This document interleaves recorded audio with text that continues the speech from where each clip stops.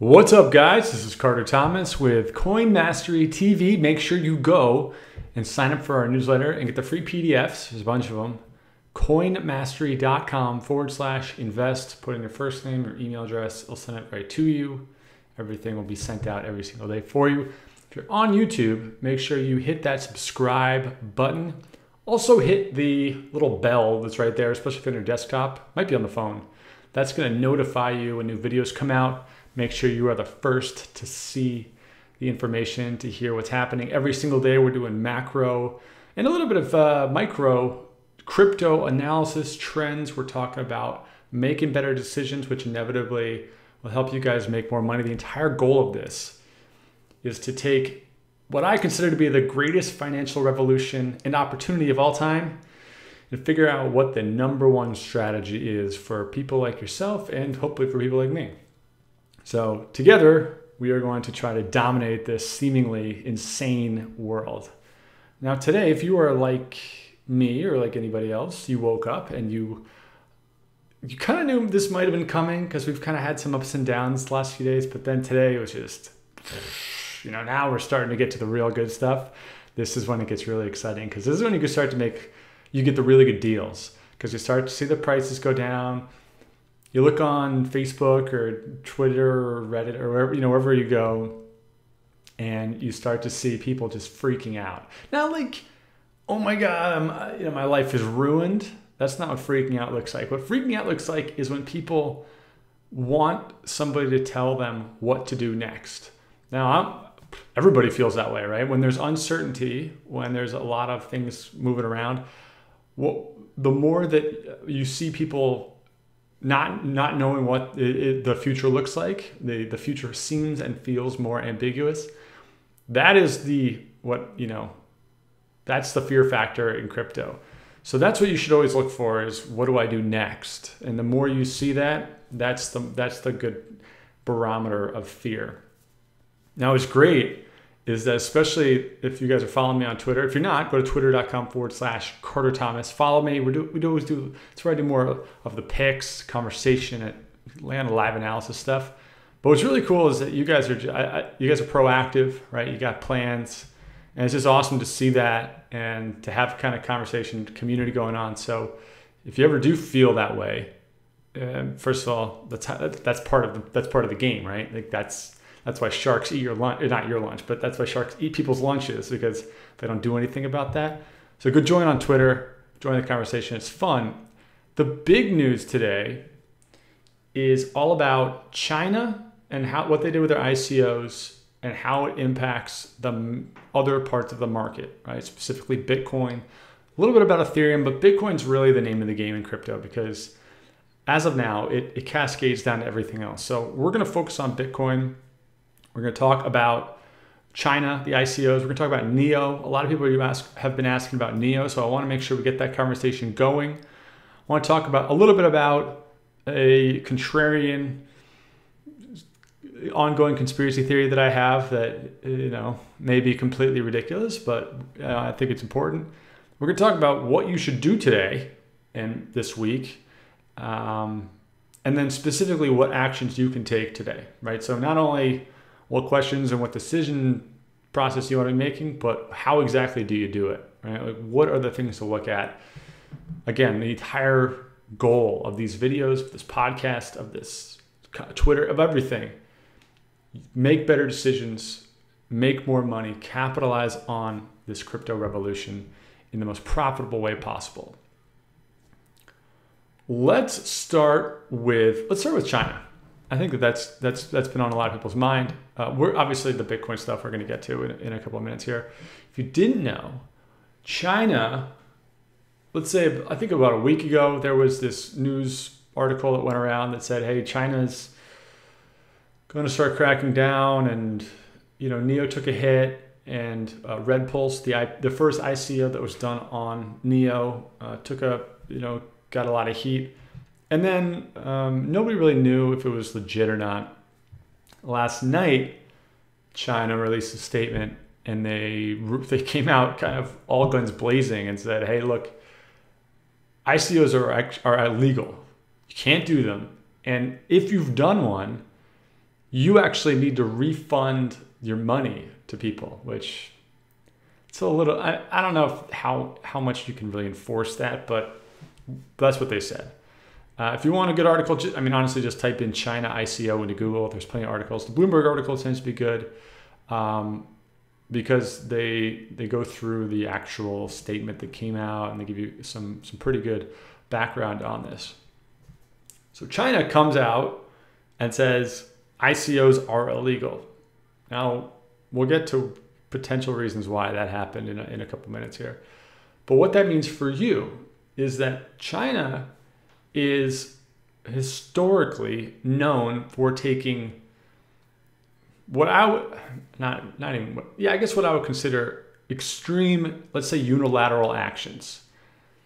They are not known for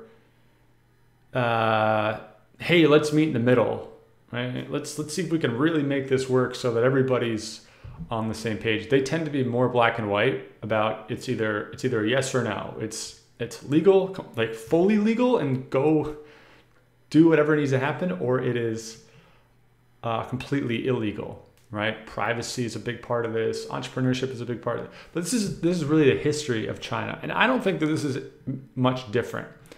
I think that China understands what cryptocurrency is happening. It is empowering a lot of people in China. There's more miners in China, I think, than anywhere else in the world. So a lot of people in China are getting lots of wealth and lots of power, and it's happening very, very quickly. And based on the history of China and the way that they govern, they released this unilateral action in hopes of not necessarily shutting it down, but clamping it down. I think the one thing to realize about regulation, especially financial regulation, all governments, to varying degrees, they recognize that they need financial business to grow and to thrive for economies to thrive. There's very little debate about that in 2017 capitalist society, mostly capitalist society. That is a pretty well understood, politics aside, right? That's just kind of how the world works. However, regulations are put in place not necessarily to stop people from making money or from growing. Regulations are put into place in order to protect the average citizen and or to slow things down. In the United States, it's typically done to protect the average person, right, from not getting scammed on some telemarketer, right? That's what a lot of this does. Or, banks can't lie to you, whatever, that's a different conversation. But in China, it's more about slowing down the growth, okay? It's less about protecting the average citizen. It's more about slowing down a threat to government power. The reason I say this is because this is what history has told us. So that's the first thing to keep in mind, is that these regulations are not, that's what it's there for. It's that the government is saying, whoa, this new force is getting too fast, too quick. We don't want to kill it, but we need to slow it down. Let's do what we always do and drop the hammer in a huge way to scare everybody and make sure nobody does this and threaten huge penalties and whatever else it may be. That is what I see happening, right? From history always repeats itself. This is no different than when Facebook got banned or whatever, right? All that sort of thing. So that's what's happening in China. We'll see how this unfolds, right? Whether or not ICOs, right? How strict they are. So when it comes to something like NEO, if you guys own NEO, many people own NEO, it took a huge hit, as you can imagine.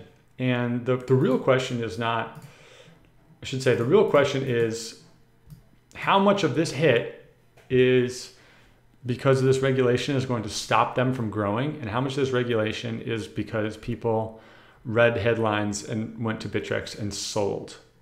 So let's unpack this for a bit. When you scroll out to the large NEO charts, if for anybody watching, if you have not been in crypto for more than a few months, or even if you have been for a few months, in June, NEO was called Ant Shares. And there was a good amount of people that went pretty big on Ant Shares when it was very, very cheap. And they bought a lot of stuff. And so it was one of the first kind of big explosions after things like Ethereum did that, after Stratus, Ethereum, and then, or I should say Ethereum, Stratus, and then like Dashcoin, a few others really had huge growth. And then Ant Shares, in my opinion, was the first one that really exploded for the kind of this new wave of people that came in when they saw all this Ethereum money. And Ant Shares was the new thing that really gave them the huge explosion of, oh my God, I got 100x return on this, right? So they bought in June here for, 50 cents, 20 cents, and then it went up to, $50 or whatever, or $40 or whatever it may be. So the first thing to think about with NEO is who drove this value? If these are all first-time investors, and let's say they accounted for a very large percentage of this growth, of this volume, that is a very big discrepancy between, Bitcoin, when there's people that theoretically have a lot of smart money, and NEO, which theoretically has a lot of very, very new investors buying in very early. Now, I don't know the numbers about what percentage owns what, but all I know is that typically the people that got into NEO, that own a lot of NEO, they are not professional investors. They're smart people. It's just that they don't have a lot of experience with, investing hundreds and hundreds of times. So when I see this kind of sell-off, this looks pretty emotional to me. This looks like people that are justifying to themselves, hey, I bought in early. If I sell at, 790,000 Satoshis, which is, let's say that's $30, or even at 47, which is $20 right now, hey, at least I'm clearing whatever I'm clearing, right? And if people bought in up here, up top, they see this and it's just like, holy cow, right? NEO branded itself as the Ethereum China. What does that mean to the average person? What does that mean to you? When you hear that, you think of one thing. Wow, Ethereum went from $7 to 400. If NEO's the Ethereum China, it's probably going to go to 400 too. That's what people think about. Like, yes, there's research. Yes, you can do the due diligence. Yes, you can dive in. But at the end of the day, that's what a majority of the people think about. So I look at NEO and I see this as a pretty big correction, and I see this as a pretty healthy correction, putting it on par with the fundamentals that make it a real company. And when you draw the trend lines, which I'm not going to do right now, of what would this look like if it had a long-term growth model, not just based on, this is an insane amount of growth very, very quickly that obviously dropped very, very quickly. If you looked at this as if it had a longer time frame and spread this out, that's what I think you're going to start to see with NEO. Is it going to do well long term? Yeah, possibly. I know that they are based, I think they have Taiwan foundations and roots, and they have a little bit of wiggle room in the Chinese establishment, so they're not totally screwed, right? And in terms of the Red Bull's IPO or ICO, that's going to be an ongoing thing. I'll report on that later this week. But when it comes to NEO, I don't necessarily think it's going to pop back up. I don't think that this is an emotional depression that is going to scream back up, because I don't think that this top was justified to begin with. That's what I mean, based on the macro forces and a bit of the technicals, this thing grew so fast without really doing a whole lot. To me, that's, once you take out all that intro money, it comes back to being like most other cryptos. It's a regular company where it's got to produce and it's going to follow the TA, technical analysis, and all that stuff. So if you own it, if you believe in it, do your research. If you think it is really going to start producing a lot, if it's going to bring in a lot of new potential ICOs outside of China, right, like in Thailand or Hong Kong or whatever, buy it, right? Hold it, whatever. If you don't, find something that you do believe in, and then maybe it's worth switching out of. But that's what you just got to think of. How did this money get in here? Who put this money in here? Why did they do it? How is it justified? Right? We're getting beyond the moments in crypto where we can't tell ourselves a story of it's worth $3 billion because it just is, because this is the new blockchain and like this is the new paradigm. At some point, you got to make money. And that's what you see here. So that's what I would say about that. So let's take a look at what happened with Bitcoin. I'm looking at the GDAX chart. We can do this on Bitfinex as well. If you're on BFX data, this is always a good one to check. I'm looking at GDAX because a lot of you are on Coinbase. And one thing that's kind of hilarious, maybe it's not hilarious, it's kind of like unfortunate and terrifying at the same time. Let's see if I can pull this up. I started using Coinigy.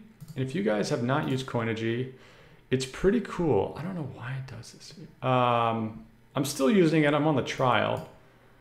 But if you're interested in checking it out, I would highly recommend it. You can go to coinmastery.com/Coinigy for a free trial. And if you, I don't know why that was that. If you decide to make it a paid product, I will receive, I believe, $15. So if that's appealing to you, go check it out. So look at this. This is what I drew very quickly. I just fixed that bottom one on GDAX. And what this is, for anybody listening and not watching on the YouTube channel, I would encourage you to go check this out or go on Twitter and just see this picture. Drawing from the July, 16th bottom candle up to the other bottom candle, which is on whatever, August 22nd. Now, if you did this on Bitfinex, which is the one I actually posted on Twitter, there's a candle, it's on like August 3rd. So down here on Bitfinex, there's a bigger drop. So that's why it looks a little bit different here. One thing to keep in mind is that if you can do it, which I would probably recommend if you're going to buy a bunch of Bitcoin, if you go on, let's say, Crypto Watch, there's a pretty serious arbitrage going on from most exchanges into Coinbase. What that means is that Bitcoin right now is trading on Bitfinex at $4,128 at this exact moment. On GDAX, which is Coinbase's exchange, it's trading at $43.27. It's hard. It's very difficult to arbitrage it in real time, right? It's very difficult to move Bitcoin from Bitfinex over to GDAX and sell it in a meaningful amount of volume, because the exchanges just don't like that, and sometimes they'll stop your account from doing that. However, if you're buying Bitcoin, same with Ethereum too. I mean, the same thing is true. I would recommend, if you're so inclined, if you can get verified, right? There's obvious realistic things about this. If you buy your Bitcoin on Gemini or Bitfinex, you know, if you're a US customer or wherever, depending on where you are in the world, that's great. And then at whatever moment you want to cash out back into fiat currency, sell it on GDAX, because you're inherently getting, I mean, what is this, like a 4% difference in price. So you're automatically getting that 4% increase. You just made 4% return on your Bitcoin or your Ethereum or Litecoin or wherever you're buying your stuff. Or Poloniex, same thing. So if you're gonna buy something, you have to plan on this, right? Because you gotta get verified, you gotta be able to wire money, and you gotta have US dollars in there. But very much historically, GDAX is more expensive than everything else for what variety of reasons. So that's a good way to save yourself some money and, you know, get some extra returns if and when you're moving back to fiat. Some of you may never move back to fiat. If you ever do, you know, save 4%, right? You set up an account on Gemini is great. I love Gemini. Check them out. Bitfinex is good. Maybe Poloniex, but I'm a little sketched up by Poloniex, to be honest. And then sell it on GDAX. So something to keep in mind. So this trend line I drew from this bottom of the candle up to this other big drop candle. What this line is doing for anybody, this is very, very beginner technical analysis, which I would put myself in that category. This is drawing the trend line of what is the bull market. So everything, as long as it stays above this line, it's considered bull market. Now you can see here, when you scroll in, this is today, I'm still on a 12-hour candle. So every one of these little candles represents the 12-hour trend. You can see that today it pierced that line. This was pretty recent ago. I'm going to zoom in. I'm going to go all the way in to 1 minute, which is a little aggressive. Like, you don't have to go all the way into this. I'm just going to zoom out so that you guys can see this a little better. But you can see this blue line. That's the same blue line that I had before. The trend came through it, right? It broke through and then it popped up, broke through and then it popped up. This is really where people start to be looking. This is where most of the technical traders will be looking and for the long-term trend stuff. Meaning they see it go through this particular trend, and then if they see a lot of momentum continuing to go through, that is a sign that they're going to move on to the next trend line, right? That's when you get into Fibonacci retracements, which that's maybe later this week. But if you see the momentum coming back up, if there's a lot of resistance on that line, that means that the market is trying to keep it in a bullish trend. So on days like today, for you, even if you're a complete beginner, what you want to be looking for on Twitter, or even going and doing it in Bittrex or get a CoinG account or whatever, draw a line up the trend, right? From the bottom of the current trend to another point, which was the second bottom peak, and see where that extends to. And if a drop like today happens, this is where you make your decision. So if you're wondering, when do I buy, when do I sell, when do I know if it's going to come back up, this is what you want to look at, and you want to give it enough time to get a very good confirmation that it's coming back up. Now that's kind of the next big thing, is how do you know what the confirmation is?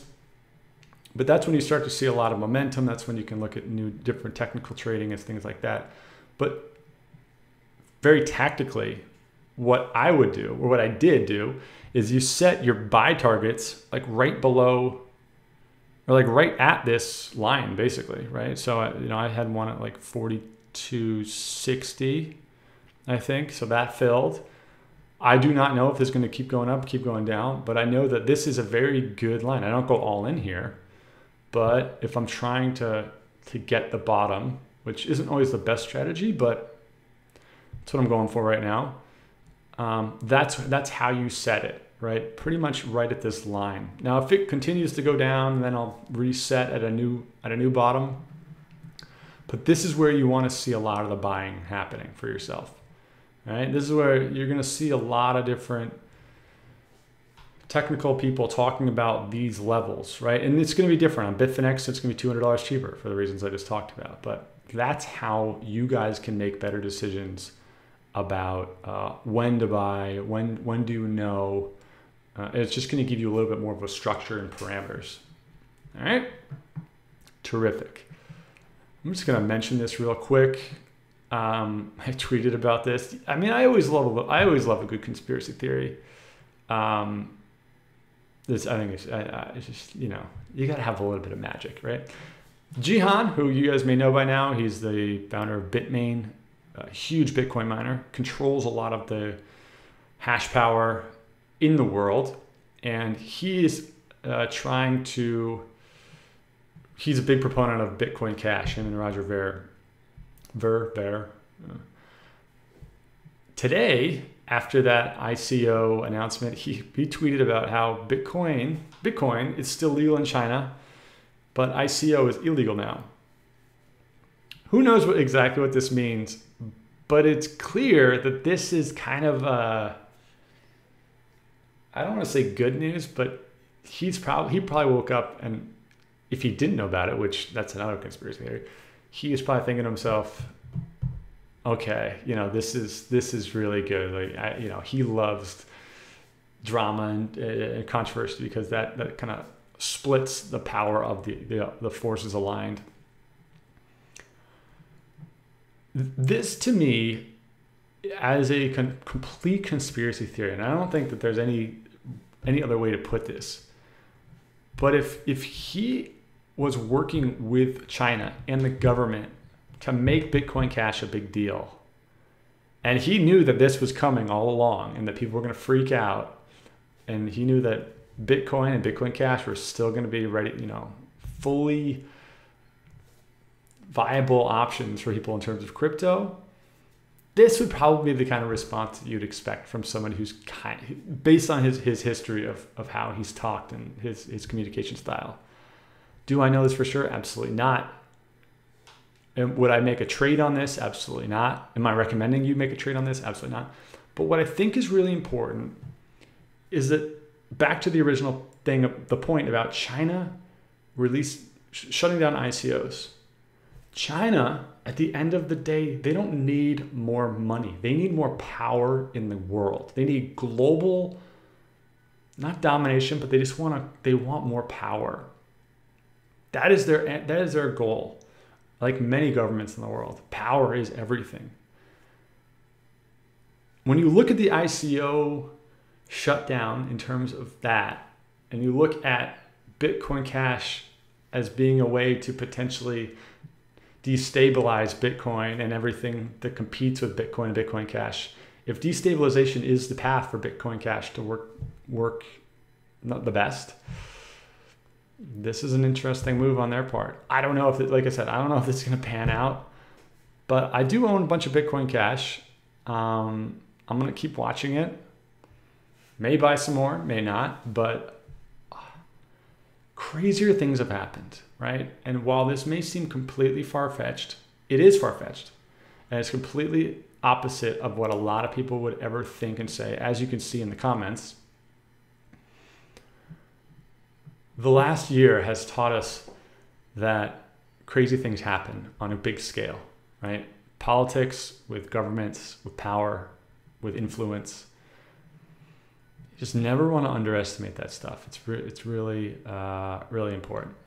So last thing we're going to talk about today, which is along the same lines of when do you buy, what should you buy, what should you do today. I think that the first thing I would tell you is, this is from experience, 9 times out of 10, it is not worth trying to sell one thing and buy another on days like today. Meaning, if you have some, let's say, Bitcoin Cash, and it didn't go down that much, and you're looking at NEO and saying, oh man, that went down a lot. I think if I sold my Bitcoin Cash and then moved it over to NEO, I bet my return is going to be even better than it would be in Bitcoin Cash or whatever it may be. These are just 2 examples. We could use Digibyte and Quantum. I mean, it doesn't matter what the 2 are. But 9 times out of 10, in my experience, that doesn't work out very well on days like today. Okay? If in other situations it can work out, but on days like today, it is much better to either buy stuff or just close your computer and go outside and take a walk and do something else. But when you're trying to sell one thing that's at a loss to buy something else that's at a bigger loss, that is a very, very difficult strategy to win over the long haul. It's just a hard game to win for a variety of economic reasons, but that's what I would tell you. So that's the first thing I would recommend not trying to do. And if you did that, it's not the end of the world. It's not a bad thing. It's just from a strategic standpoint for you, because this is going to happen again, right? Like, we're going to go through another day like today. Maybe it's going to be tomorrow. Maybe it's going to be in a year from now. Who knows? But you want to be able to be in a situation where on down days, you're either buying or you're holding, and that's it. Okay? Like, trying to sell to get something else can be very difficult. In terms of which things to buy, I personally haven't really looked into altcoins yet. I probably will this afternoon. I'm mostly focused on Bitcoin right now. My number one concern is this confirmation after this line break? Is this going to be positive, or is this going to be a dead cat bounce, right? Where it comes back up and then what they call a dead cat bounce or a bull trap, where it looks like it's coming back and then it actually dumps back down, which we've seen a couple of those already. So my eyes are on Bitcoin because that's, remember, my number one goal, get more Bitcoin. That's all I care about. In terms of altcoins to buy, I would probably be looking at the altcoins that took the biggest hit, that really have nothing, that has nothing to do with ICOs or China or anything, right? I think some people are looking at something like looking at a NEO and thinking to themselves, well, NEO got hit the hardest by this. The bounce back might be the best. And then that can happen. Like, that may be true. NEO could easily bounce back from this. But typically, what I like to do in situations like this is find the things that really didn't get hit by this at all. Like Stratus, as much as we all hate on Stratus because it hasn't really done anything, that's a good example of something where it's a platform that isn't related to ICOs at all yet, and they're not based in China or don't deal with China. That is an interesting play because they got hit, but has nothing to do with the China news, right? It has more to do with the Bitcoin stuff. But so things like that. What was another one? UBQ. I think that's another good example. It's a platform. They're active on Twitter. They talk about, hey, we're not getting smoked by this China thing. That's interesting, right? I also really like Monero, right? I'm a huge fan of Monero to begin with, but Zcash, Monero, kind of all these. Maybe not Ripple because they're kind of connected to China right now, or Asia with the different stuff.